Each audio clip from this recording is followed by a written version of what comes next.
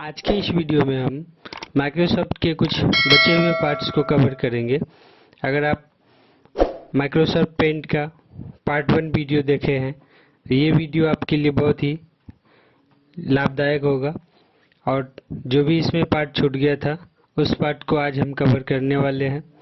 तो यहाँ पे जैसे कि हम सभी टूल्स के बारे में बता दिए थे, तो आज हम जानेंगे इसके जो मेन जो फंक्शन होता है, जैसे हम किस तरह से माइक्रोसॉफ्ट पेंट में फाइल को सेव कर सकते हैं, सारे मेन्यू के बारे में समझेंगे। तो यहाँ पे सबसे पहले न्यू का ऑप्शन दिया गया है। इस ऑप्शन की मदद से हम नया पेज को ओपन कर सकते हैं।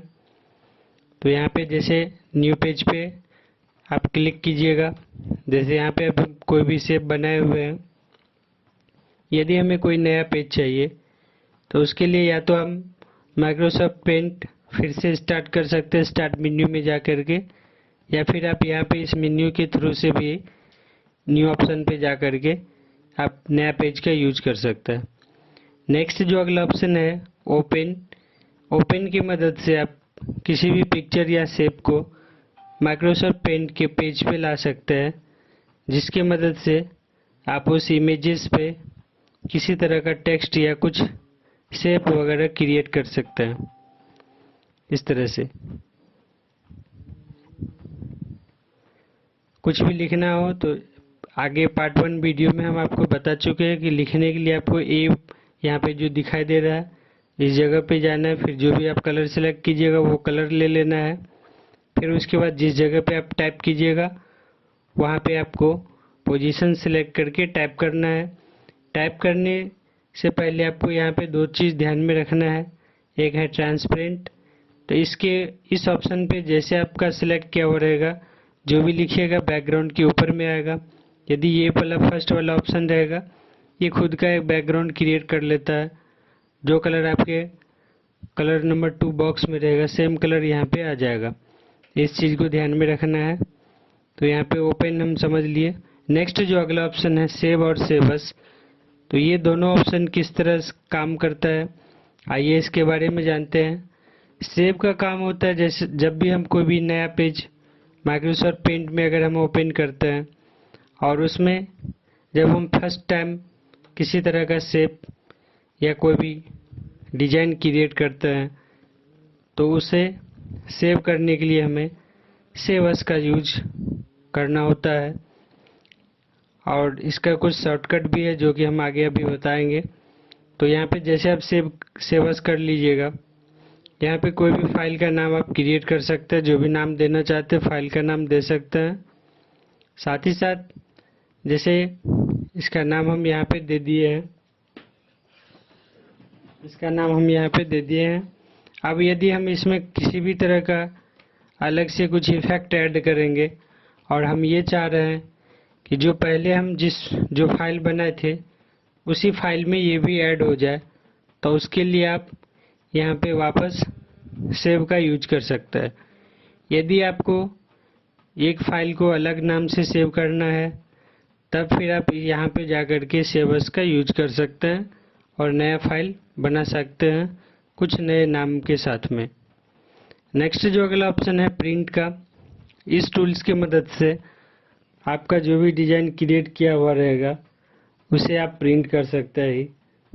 साथ ही साथ कुछ यदि आप चेंजेस करना चाहते हैं पेज के साइज में तो वो भी आप बड़े आसानी से कर सकते हैं। यहाँ पे प्रिंट में जाना है आपको, फिर यहाँ पे डायरेक्ट अगर प्रिंट देना है तो प्रिंट ऑप्शन पे क्लिक कर देना है। यदि आप किसी तरह का इफेक्ट चेंज करना चाहते हैं सेटिंग पेज का तो उसके लिए आपको पेज सेटअप पे जाना होगा, और यहाँ पे जा कर के आप साइज जो भी आप जिस साइज में प्रिंट करना चाहते हैं वो साइज यहाँ पे सिलेक्ट कर सकते हैं। साथ ही साथ यहाँ पे ओरिएंटेशन मोड दिया हुआ है जिसमें आप पोर्ट्रेट लैंडस्केप कर सकते हैं। तो इस तरह से प्रिंट का सेटअप कर सकते हैं। नेक्स्ट जो अगला ऑप्शन दिखाई दे रहा है वो है आपका सेंड इन ईमेल। तो इस टूल्स की मदद से आप डायरेक्टली ईमेल सेंड कर सकते हैं, लेकिन इस टूल्स का यूज आप डायरेक्ट नहीं कर सकते हैं क्योंकि इसके लिए आपके कंप्यूटर में आउटलुक का सेटअप होना बहुत ज़रूरी है। नेक्स्ट जो अगला ऑप्शन है सेट एस डेस्कटॉप बैकग्राउंड। इस टूल्स की मदद से यदि आप कोई भी शेप यहाँ पे क्रिएट करते हैं तो ये शेप को अगर आप डायरेक्टली बैकग्राउंड में ऐड करना चाहते हैं, फिल करना चाहते हैं, सेट करना चाहते हैं तो यहाँ से आप डायरेक्ट इसे अपने बैकग्राउंड पे सेट कर सकते हैं। जैसे हम यहाँ पे देखिए, अब इस तरह से आपको जाना है यहाँ पे सेट एज डेस्कटॉप बैकग्राउंड। यहाँ पे जैसे क्लिक कीजिएगा तो यहाँ पे जाने के बाद आपको कुछ ऑप्शन दिखाई दे रहा होगा। यहाँ पे फिल ऑप्शन है, टाइटल है, सेंटर है। तो टाइटल पे अगर आप क्लिक कीजिएगा तो यहाँ पे कुछ पार्ट वाइज बन के आ जाएगा। और यहाँ पे अगर आप फिल में क्लिक कीजिएगा तो जो आपका बैकग्राउंड है तो यहाँ पे बोल रहा है कि पहले आपको सेव करना है इस बैकग्राउंड को, उसके बाद आप इसका यूज कर सकते हैं। अभी हम सेव कर दिए हैं। यहाँ पे देखिए इस पे हम क्लिक कर दिए। अब हम आपको दिखा रहे हैं, देखिए इस तरह से बैकग्राउंड में ऐड हो गया। तो ये बैकग्राउंड का हिस्सा हो गया। नेक्स्ट जो अगला ऑप्शन है वो यहाँ पे प्रॉपर्टीज दिखाई दे रहा है। प्रॉपर्टीज का काम जो भी होता है, इमेज का जो भी साइज है आप उसके हाइट और विड्थ के बारे में जान सकते हैं कि कितना हाइट है, कितना विड्थ है। अबाउट पेंट में पेंट के बारे में कुछ इन्फॉर्मेशन दिया हुआ है, वो आप यहाँ पे मैसेज चेक कर सकते हैं, पढ़ सकते हैं। नेक्स्ट जो अगला ऑप्शन है वो एक्सीड है। अगर आप चाहें तो यहाँ से भी माइक्रोसॉफ्ट पेंट को क्लोज कर सकते हैं। नेक्स्ट अगला ऑप्शन यहाँ पे रिसेंट का दिया गया है। आप इसमें जो भी आप रिसेंटली फाइल को यूज किए हैं वो इस लिस्ट में आपको दिखाई देता है। तो इस तरह से आप माइक्रोसॉफ्ट पेंट का यूज कर सकते हैं बड़ी ही आसानी से। साथ ही साथ यहाँ पे इमेज वाला जो ऑप्शन है वो भी कवर नहीं हुआ था, तो उसके बारे में भी हम बता रहे हैं। यहाँ पे जैसे हम कोई इमेज एक ओपन कर लिए। अब इमेज ओपन करने के बाद यहाँ पे सिलेक्ट के बारे में जानते हैं। तो सिलेक्ट में जिस तरह का यहाँ पे आप शेप क्लिक कीजिएगा, सेलेक्ट कीजिएगा। सेलेक्ट करने के बाद जितना जो भी एरिया आप सिलेक्ट कीजिएगा उस सिलेक्टेड एरिया को एक जगह से दूसरे जगह मूव कर सकते हैं। इसी में नेक्स्ट जो अगला ऑप्शन है फ्री फ्रॉम, यहाँ पे इस ऑप्शन में फ्री फ्रॉम सिलेक्शन। इस टूल्स की मदद से जिस तरह से जैसे मर्जी वैसे आप अपने इमेज को सिलेक्ट कर सकते हैं और फिर इसको भी आप एक जगह से दूसरे जगह मूव कर सकते हैं। इस तरह से इसका यूज कर सकते हैं। नेक्स्ट जो अगला ऑप्शन है वो सिलेक्ट ऑल का दिया गया है। सिलेक्ट ऑल में जो भी आपका इमेजेस होगा उसको आप एक साथ सिलेक्ट कर सकते हैं। यहाँ पे इवेंट सिलेक्शन, इस टूल की मदद से आप यहाँ पे जो है ट्रांसपेरेंट सिलेक्शन, तो इस तरह से आर पार कर सकते हैं। उसके बाद यहाँ पे जो टूल्स दिया गया है क्रॉप ऑप्शन का, इस टूल्स की मदद से जितना इमेजेस आपको चाहिए उसको आप कट कर सकते हैं।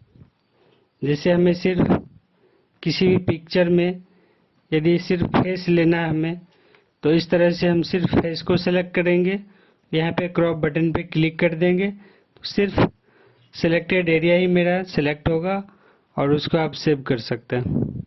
अगला जो ऑप्शन है रिसाइज का, रिसाइज ऑप्शन के थ्रू से किसी भी इमेज के साइज को कम या ज़्यादा कर सकते हैं।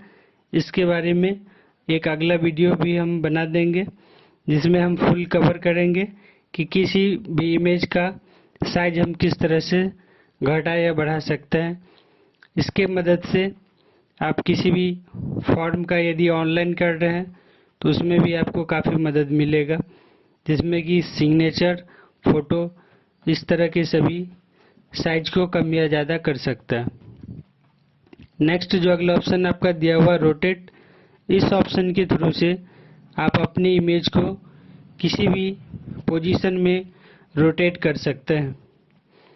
इसके बाद जो भी अगला टूल्स है वो सारा टूल्स हम पार्ट 1 में कवर कर दिए हैं, तो उसको यदि आप लोग देखना चाहें तो उसको भी पार्ट 1 को देख सकते हैं, जो कि आपको ऊपर आई बटन में दिख जाएगा।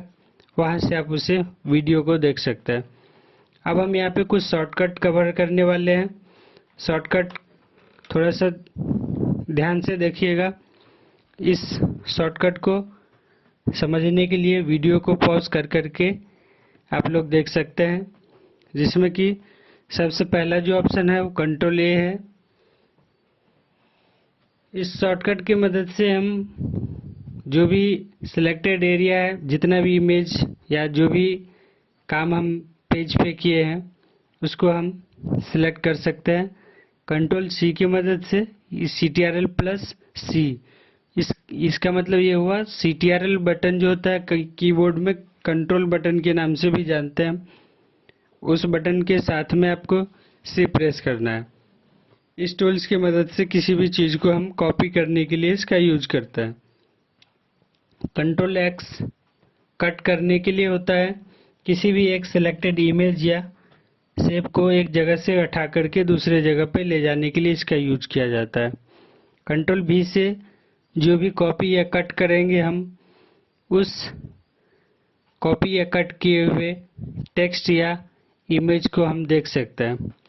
कंट्रोल Z का ऑप्शन दिया गया है। इस ऑप्शन की मदद से हम यदि किसी भी तरह का अगर गलती किए हैं, किसी भी तरह का अगर हम पेंसिल या स्केच का यूज किए हैं, वो प्रॉपर तरीके से नहीं हो रहा है, नहीं हुआ है, उसको हम दोबारा करना चाह रहे हैं, तब हम कंट्रोल Z का यूज कर सकते हैं। ये रीडो मतलब हुआ कि जैसे अगर ये कंट्रोल Z मतलब पीछे हुआ, रीडो मतलब आगे हुआ। यदि आप आगे जाना चाहते हैं तो कंट्रोल+Y कर सकते हैं। इस टूल्स की मदद से आप आगे जा सकते हैं। कंट्रोल+E, जैसे आप दोनों एक साथ एंटर कीजिएगा तो इसमें आपको जो भी इमेज होगा उसका साइज आपको दिख जाएगा। नेक्स्ट जो अगला ऑप्शन है, ग्रिड लाइन लाने के लिए कंट्रोल+G क्लिक कीजिएगा तो इसमें आप ग्रिड लाइन अपने पेज पे लगा सकते हैं। नेक्स्ट अगला ऑप्शन CTRL+P प्रिंट के लिए है। CTRL+R, इससे टूल्स की मदद से आप रूलर ऐड कर सकते हैं पेज पे। Control W open the resize and quick dialog box. Control N, इससे आप नया पेज क्रिएट कर सकते हैं। कंट्रोल+O, इससे हम कोई भी पिक्चर को अपने माइक्रोसॉफ्ट पेंट में ओपन कर सकते हैं डायरेक्टली, उसमें आप किसी भी तरह का चेंजेस कर सकते हैं। CTRL+S सेव करने के लिए इसका यूज किया जाता है। नेक्स्ट कंट्रोल+ से जूम कर सकते हैं, पेज के साइज को बड़ा कर सकते हैं। कंट्रोल- से जूम आउट कर सकते हैं। साथ ही साथ जब भी आप किसी तरह का शेप या लाइन क्रिएट कीजिएगा, ड्रॉ कीजिएगा, उस समय भी इस टूल्स की मदद से आपको जो भी लाइन खींच रहे हैं उसमें साइज को कम या ज़्यादा कर सकते हैं।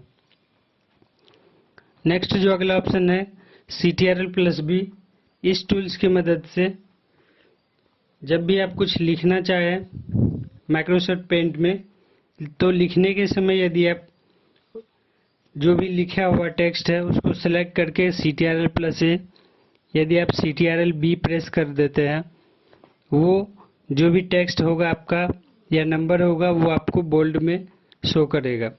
CTRL-I इटैलिक इफेक्ट लाने के लिए है, जो इससे आप कर्सिव में कर सकते हैं। CTRL-U की मदद से लाइन खींच सकते हैं जो भी टेक्स्ट होगा। उसके बाद CTRL+Num+ स्केल अप, इस टूल्स की मदद से शेप में चेंजिंग ला सकते हैं। तो यहाँ पे कंट्रोल+B जो है बोल्ड, इससे आप टेक्स्ट को बोल्ड कर सकते हैं। फिर यहाँ से इटैलिक, तो ये हम यहाँ पे ऊपर में आपको समझा दिए। तो इस तरह से आप माइक्रोसॉफ्ट पेंट में बड़े ही आसानी से शॉर्टकट कमांड के थ्रू से आप अपने जो भी काम आप कर रहे हैं उसमें आप काम कर सकते हैं। बगैर माउस का भी इससे आप यूज कर सकते हैं, जिससे आपको काम करने में काफ़ी समय का बचाव होगा और जल्दी से काम भी कर सकते हैं। तो इस वीडियो को पॉज कर करके ज़रूर आप लोग कमांड को समझ लें और इसका यूज कीजिएगा। मिलते हैं फिर अगले वीडियो में। यदि आपको ये वीडियो अच्छा लगा होगा और चैनल को आप सब्सक्राइब करना चाहते हैं तो चैनल को सब्सक्राइब कर लीजिएगा, ताकि नई नई जानकारी आप सभी तक पहुंचा सके हम। धन्यवाद।